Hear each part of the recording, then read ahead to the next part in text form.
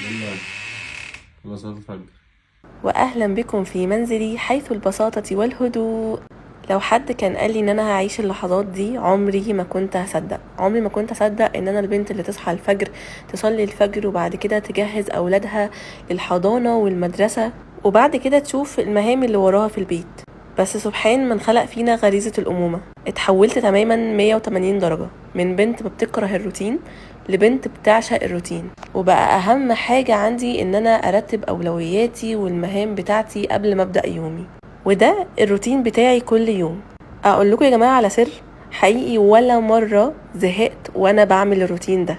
يمكن جت عليا مرات كده كنت اسال نفسي هو انا لحد امتى، يعني لحد امتى هصحى بدري، لحد امتى هجهز الاولاد، لحد امتى اروق البيت، لحد امتى ما اشوفش نفسي، يعني لحد امتى ما اخرجش، لحد امتى ما اشوفش اصحابي، لحد امتى ما استمتعش.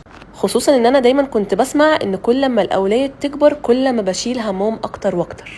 لكن المفاجأة ان انا بقيت احب كركبة البيت قوي، ساعتها احس ان هم فعلا لعبوا ومبسوطين، وبقيت احب هدومهم المتوسخة قوي عشان بكون عرفت ان هم لعبوا لحد ما شبعوا، وبحب برضو اغسل هدومهم وعلى قلبي زي العسل، وبتبسط لما بقوم اعمل الاكل لان انا اليوم ده مش هاكل لوحدي، هاكل معاهم هم موجودين.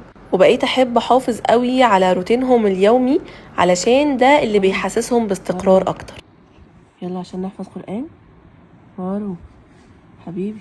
لإيلاف قريش إيلافهم. عارفين بجد يومي شبه يومنا زمان، وكل اللي ماما وبابا كانوا بيعملوه انا دلوقتي بعمله مع ولادي، بس بحاول بقى ان انا اجتهد اكتر ان هما يحبوا روتين يومهم. يعني مش متخيلين جاهدت قد ايه علشان اوديهم درس القرآن، والحمد لله نجحت، وده كان روتين يومي النهاردة، والحمد لله خلصت المهام بتاعتي. سلام.